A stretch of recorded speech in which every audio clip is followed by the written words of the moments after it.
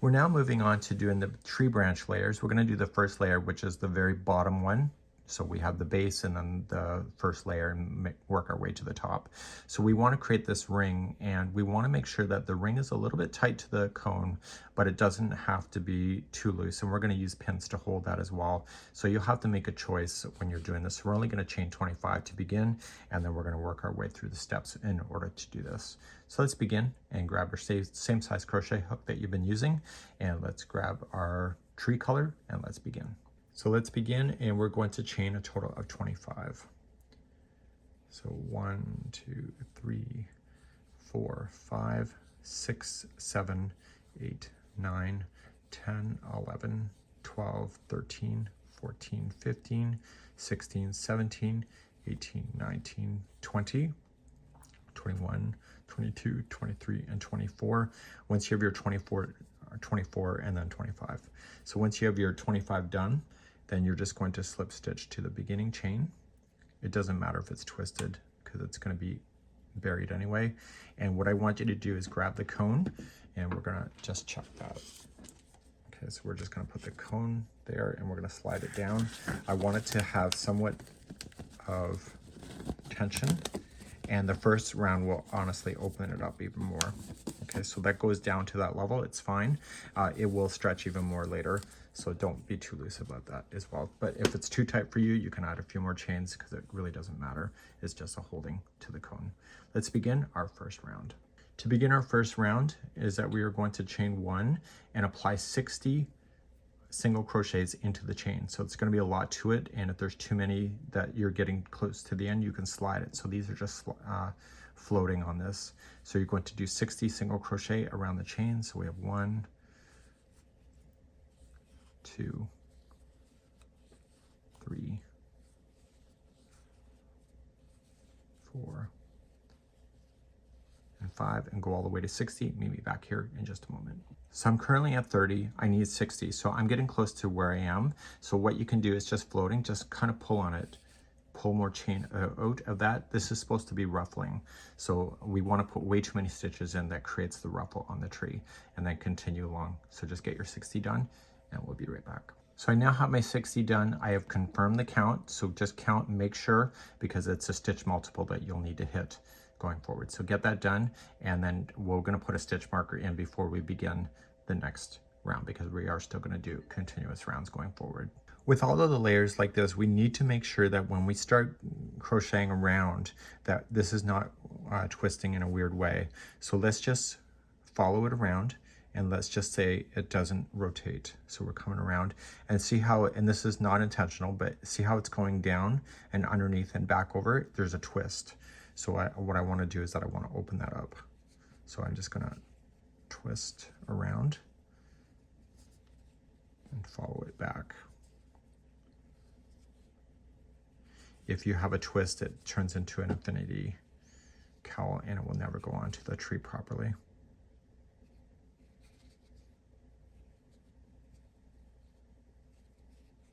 Okay, so now we're going to just see it again. So just follow it around and make sure that it does not go up underneath the chain in the back round. Okay, round number 2, making sure there's no weird twist, just follow it around, and then just start in the very first stitch that's available to you. And all you're just going to do is apply 2 single crochets into each, so 120 stitches will end up appearing at the end of this. So there's 60 stitches now, if there's 2 into each, so you're putting way too many stitches into this thing, which is causing the ruffle to happen. So it took me 4 hours just to figure out this layer on its own so that it would look okay in the sample. So please go and do 2 singles into each. Move the stitch marker up like you had been on the base at the end of the round, and I'll be right back in a moment. At the end of the round, move up that stitch marker. You have to trust in this pattern. So it's going to look a lot like this right now. If you confirm that it wasn't already twisted, it will be good. Okay, so if you see a clear ring around without it going through the center, then it's good. So we're going to then move on to round number 3. And round number 3, we're going to establish then the points that create the leaves. And we're going to begin that next. We're going to begin by just single crocheting in the next stitch. You're going to skip the next stitch and then go to the second one over, single crochet, chain 2, and single crochet into the same stitch. Skip the next stitch, single crochet to the next. Okay, we're going to repeat this cycle. Skip the next one, single crochet into the next, chain 2, single crochet, skip the next, single crochet in the next. So recap one more time, skip the next, single crochet, chain 2, single crochet in the same stitch, skip the next, single crochet in the next, and you're going to do this all the way around. So you're going to see these little points appearing, and that's what's making it ruffle. When you get all the way around, you're not going to finish exactly where the other one was. You're just going to be slightly over, and that's fine. That's exactly where we need to be. Okay, and so as this gets bigger, it's going to open more and more, and we're going to begin round number 4 next.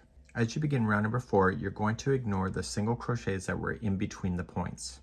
You're only going to use the single crochet that was part of a point and the chain 2 space.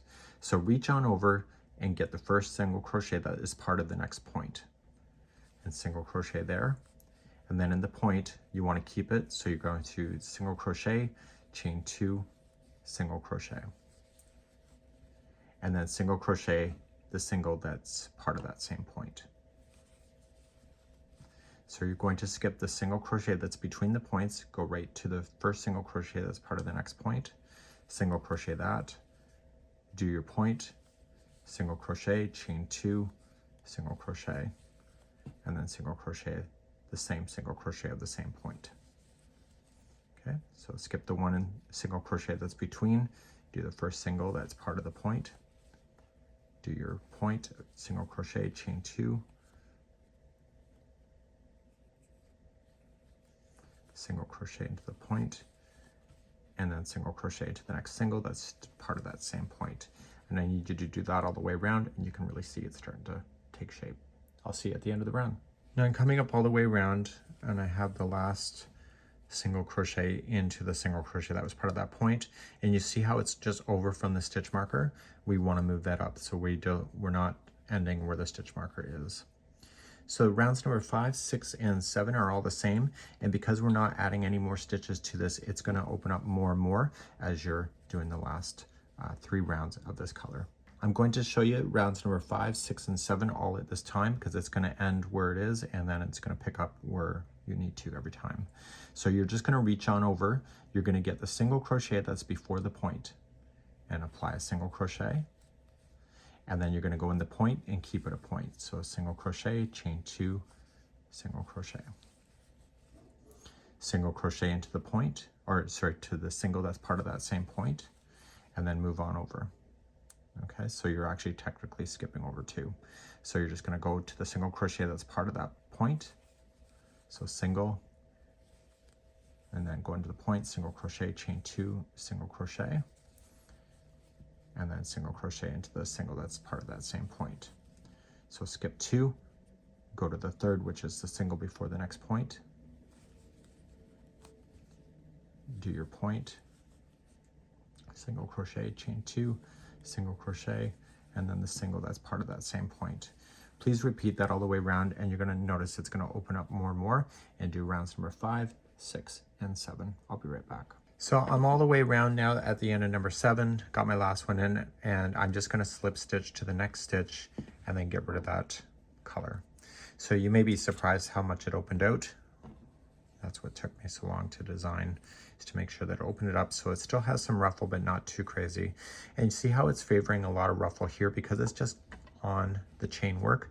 I can move stuff around, so I can just hold on to it and just kind of shift it down that starting chain to change and equalize the ruffling all the way around. Okay, so what we want to do is we want to do our final round with the white, and that'll be next. So let's begin to use our white. So we've finished here, so I want you to go to the single crochet that's before the next point. Have it already on the hook. You're going to do a standing single crochet. So pull through, there's 2 loops on the hook, pull through the 2, and that's a standing single crochet. In the point, the chain 2, you're going to apply then a single crochet, chain 2, single crochet. So it's exactly what you know. And then the single crochet after the point, single crochet. And now you're just going to jump to the next single crochet before the next point. So you'll single crochet and then go into your point, single crochet, chain 2, single crochet. And then single crochet into the next single that's part of the same point, and then jump. So you're technically skipping 2, single into the single, and then make a point. So single crochet, chain 2, single crochet in the next chain 2, and do this all the way around for the final round of 8. So at the end of the round, you're just going to slip stitch to the beginning, standing single crochet, and then you're going to weave in your ends like you did for what I've already shown you in the previous videos. So this is it, and you can try it on your cone if you would like to. If it's a little loose, don't worry about it. I'm going to use pins to hold it into position, and you can build up your Christmas tree as you're going. And before I let you go, I just put it at the mark. Okay, and then you can use pins. I happen to be using these elastic bands. You can decide what you would like to do with that. This is meant to drip down or droop down, and if you're seeing that it's not doing it correctly, just kind of slide it on that beginning chain that you did to get the ruffle to work out. And we're gonna damp block this later on in this tutorial to get it to be picture perfect, and it's pretty cool. So I'll see you in the next video.